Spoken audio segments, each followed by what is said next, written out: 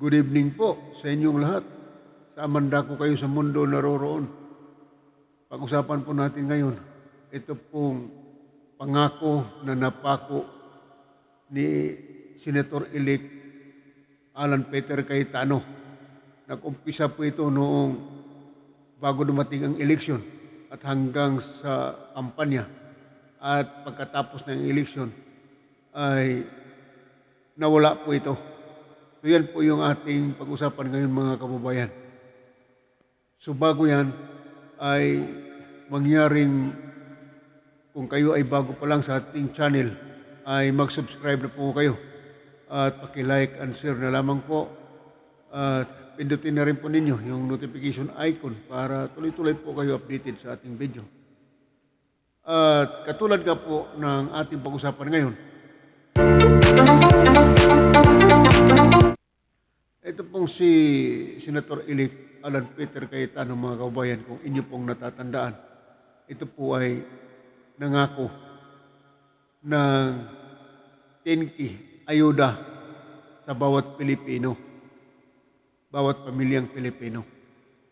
Noong pong hindi pa nakumpisa ang kampanya, mayroon na po siyang advertisement niyan hanggang sa pagkampanya. At pagkatapos ng eleksyon, ito po ay biglang nawala. So yan po yung isa ngayon na pag-usapan natin. Sang-ayon po sa Manila Bulletin, mga kababayan, balikan po natin itong issue ng Manila Bulletin, March 18, 2022. Yun po yung issue ng Manila Bulletin na na-publish nila. Ang sabi dito, find out how Cayetano would raise 10K in ayuda for its Pinoy family. So yun po yung publish ng Manila Bulletin, saying that the government should do much better. Former House Speaker Alan Peter Cayetano has pitched a way for the state to muster enough funds so it can give its Filipino family 10,000 pesos in direct cash aid or ayuda. So yun po yun. So dito mga kabayan, ay siguro alam na ninyo ito, na ang punto po rito, yung kanyang pangako na 10,000 pesos per family, ay nawala po ito sa ngayon. Pero yung sinasabing 20 pesos per kilo na rice na nabanggit ni President BBM ay nakita po niya. So kahit medyo late na po ito, nakalipas na po isyong ito, pero ito ngayon mga kabayan ay lalong lumalala sapagkat dinidman niya na po itong pangako niya. Ang sabi pa ng Manila Bulletin, not only, sabi pa ni Cayetano, ito sasabihin ko, not only that, but Cayetano said, we also be 50 billion pesos worth of standby funds left when all is said and done. Yan po yung sinasabi niya. Maliban po doon sa sinabing 10,000 pesos na pinangako niya na ayuda doon po sa mga kababayan, ay meron pa po siyang binanggit. Hindi lamang yan, sabi niya. But ngunit si Cayetano ay nagsabi, we also be 50 billion pesos worth of standby funds. Meron pa raw din pong 50 billion pesos worth of standby funds left when all said and done. So yun po yung sinasabi niya. Bukod po yung 15 billion sinasabi niya funds. Alam ng Pangulo yung aking suporta sa kanya. So I hope hindi mula hindi nila masamain itong counter proposal. Simple lang ang proposal. Institute a mandatory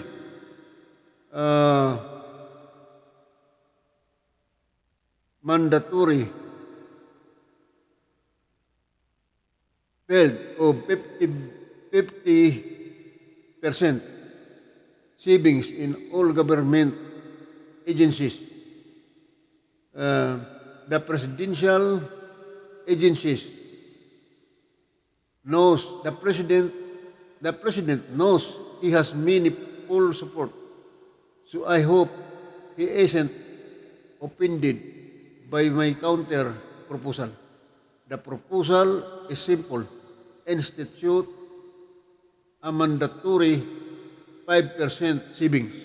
So yun po yung nakalagay po sa sinasabi ni Alan Peter Cayetano in all government openings. The Taguig Pateros 1st District Congressman said in Filipino on Thursday, March 17. So dito mga kabayan ay pinangako niya, malinaw na pinangako ito ni Alan Peter Cayetano noong panahong bago pa man magkaroon ng kampanya at kasagsagan ng kampanya mga kababayan at hanggang sa natapos yung eleksyon. Pero ang nakakatawa po dito mga kababayan, ito pong si Alan Peter Cayetano, mayroon po akong video nakita noon na dumaan siya doon sa isang mall at nakilala siya ng mga tao. Isa doon sa mga tao doon sa mall ay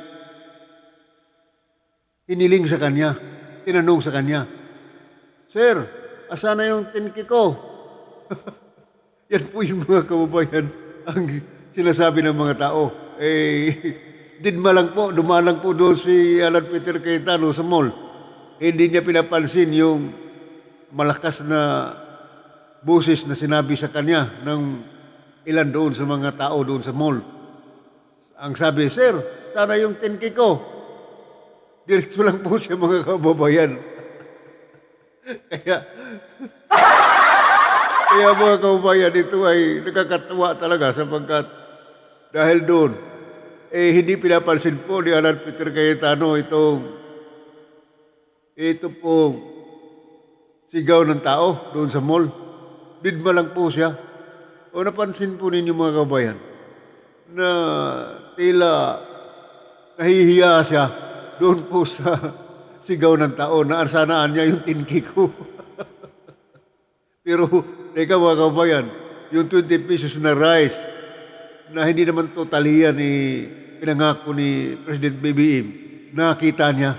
Pero yung kanyang pangako doon sa mga pamilyang Pilipino na bibigyan ng ayuda na 10K ay hindi po niya natandaan. Dinidma na po yan. Yan po yung nangyayari sa kanyang mga kababayan. So dito, kung inyong nakakita yung video yun mga kababayan, ay nakakatawa ka talaga, mapapatawa ka dahil nga doon sa kanyang pangako na 10K ay siningil po sa tao sa kanya. Diretso lang po siya naglalakad doon sa mall. Parang wala siyang narinig. Yan po mga kababayan. Kaya, ito pang sinasabi niya. Sabi na Inquirer, Manila Bulletin, 5% will give you 50 billion. Once you can give each Filipino family 10,000K. Mayroon ka pang 50 billion na ka-standby. You still have 50 billion sa standby funds added the senatorial candidate in the May 2022 polls. Itong sinasabi niya dito mga kababayan, ay mayroon pa po daw 50 billion pesos standby funds. Suntok na po sa buwan ito. Talagang malabong-malabo. Kahit nga lang po sa 200 na per family ay katakot-takot pong debate yan sa Kongreso. At ito mga kababayan na proposal na ito, suntok sa buwan ito at malabo nito, wala po ito.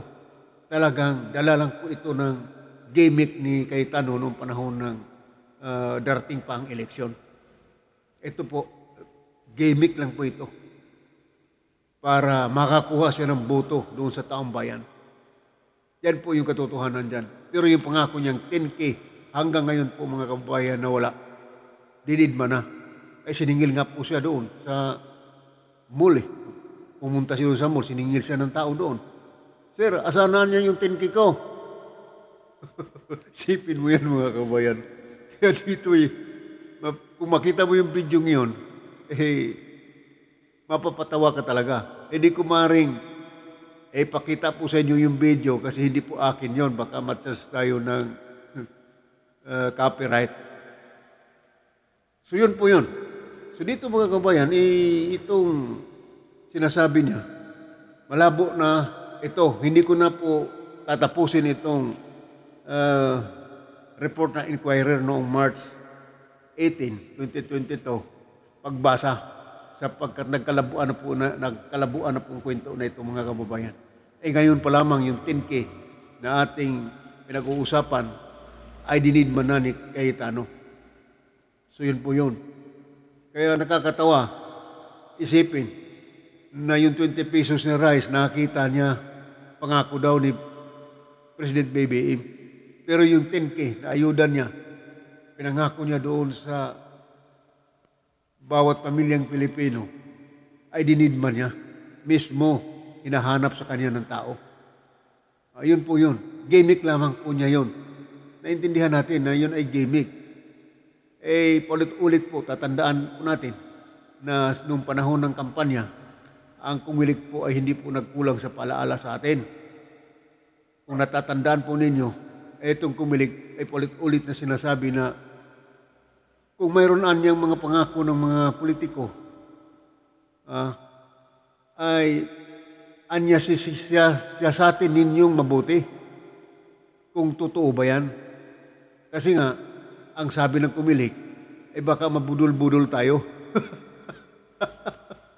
Ay ito, nagkatotoo nga po, nabudol tayo. Doon sa pangako ni Alan, wala naman pala yun. Gimmick lang po yun.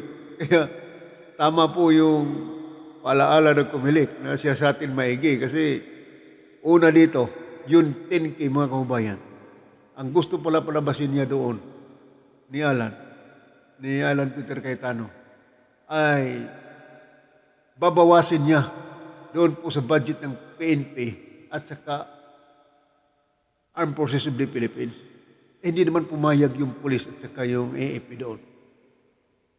Kaya nga ang tanong doon, saan siya kukuha ng budget na ibigay ng ayuda na 10K para po sa mga pamilyang Pilipino? Wala naman pong budget na naipasa sa Congress si Cayetano nung nangako siya ng 10,000 ayuda. Ang tanong, saan kukunin yung 10,000K doon? Yun po mga kababayan. Kaya itong gimmick na ito mga kababayan ay gimmick lang. Dahil nga po sa mga buwan na yun ay mag-e-eleksyon. Umpisa na po yung kampanya. Para naman mayroon siyang racket na at least maski pa paano ay may pangako niya sa tao at makakuha siya ng boto. Ay tingnan mo siya mga kababayan, di ba nakalusot siya? So yun po yun. Ang masaklap lang doon, inuulit ko po, nung hanapin sa kanya na doon sa tao, doon sa mall, nasaan na yung 10K niya, parang wala po siyang narinig. Yun po yun mga kababayan. Kaya dito mga kababayan, itong pag-upo pa lamang pagkatapos ng inauguration ni President-elect Bongbong Marcos, mga kababayan, ay mayroon talagang sinasabi dyan na mayroong ayuda ibibigay si President BBM, mga kababayan. yan po ay napabalitang 10K din po daw yun. Hindi ko tiyak kung gaano o 10K ba. Pero ang alam ko ay 10K daw din daw po yan. Pero ito po ang sasabihin ko sa inyo mga kababayan. Ito pong ayuda kung sakasakali na matuloy ang ayuda ni BBM pagkaupo ni President BBM sa posisyon sa pagkapangulo, ayan ang priority niya ibibigay. Pero ito, tatandaan ninyo mga kabayan, hindi po ito kay Cayetano. Ha? Tandaan po ninyo yan. Hindi po kay Cayetano yan. Sa gobyerno na po yan, kay President Bongbong Marcos na po yan, yung ayuda na yan. Hindi po kay Cayetano yan. Baka sabihin ninyo kay Cayetano yan. Hindi po. Mabudol na naman tayo. Kaya mahirap po mga kababayan pag itong pira pag-usapan. Kasi maraming nagkiklaim dyan. Kaya mag-ingat kayo. Yan po kung mayroon mang pag-upo ni President BBM as paid sa 30. Bigyan yung priority yung ayuda na yan kung maibigay man yan. Hindi po kay Cayetano yan mga kabayan. Wala pong budget si Cayetano para magbigay ng ayuda. Yun po yun.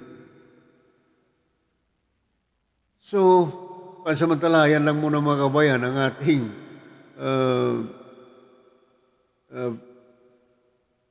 pag-usapan.